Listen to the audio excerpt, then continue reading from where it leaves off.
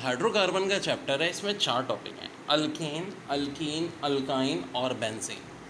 और aptitude test में बहुत डेप्थ में आते हैं। इंटर में जो आपने पढ़ा था वो बहुत बेसिक पढ़ा था, या बहुत डेप्थ में पढ़ना है तो बहुत डिटेल में हम जाएंगे, बड़े खतरनाक क्वेश्चन करते हुए।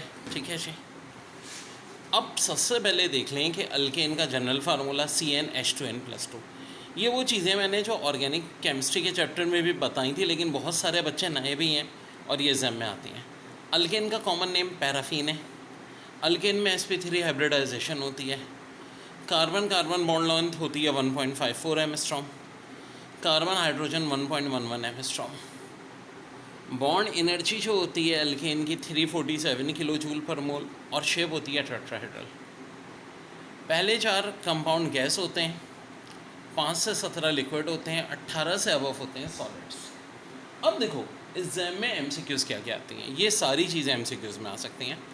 आपको एक कार्बन का नंबर दे देंगे 12 और कहेंगे सैचुरेटेड है, तो लाजमी बात है वो क्या होगा जी, अल्केन होगा। अभी मैं समझाता हूँ सैचुरेटेड अनसैचुरेटेड का भी फ़र्क।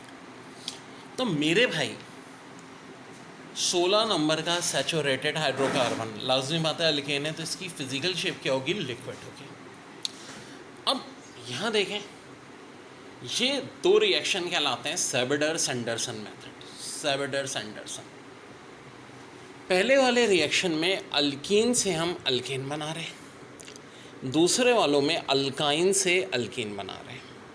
अच्छा देखो, अल्कीन में ज़ाहिर है हाइड्रोजन एडअप कर रहे हैं, रिडक्शन कर रहे हैं निकल कैटलिस्ट और 300 डिग्री सेंटीग्रेड की मौजूदगी में, तो बन रहा है C2H6 यानी अल्केन। अब देखो एग्ज़ाम में बच्चे बाज़-औक़ात कन्फ्यूज़ कहाँ होते हैं, और उसकी ट्रिक क्या है याद रखने की बता रहा हूँ। फिर C2H2+H2 निकल कैटलिस्ट 200 डिग्री सेंटीग्रेड बनता है C2H4 जो कि होता है अल्कीन। तो बच्चों एग्ज़ाम में पूछेंगे क्या, ऐसे आ जाएगा कि भाई C2H2+H2 C2H4 बनेगा, तो बताओ टेम्परेचर कितना होगा जनाब, ये सवाल आएगा। इसी तरह C2H4+H2 निकल से C2H6 बनेगा, टेम्परेचर कितना होगा।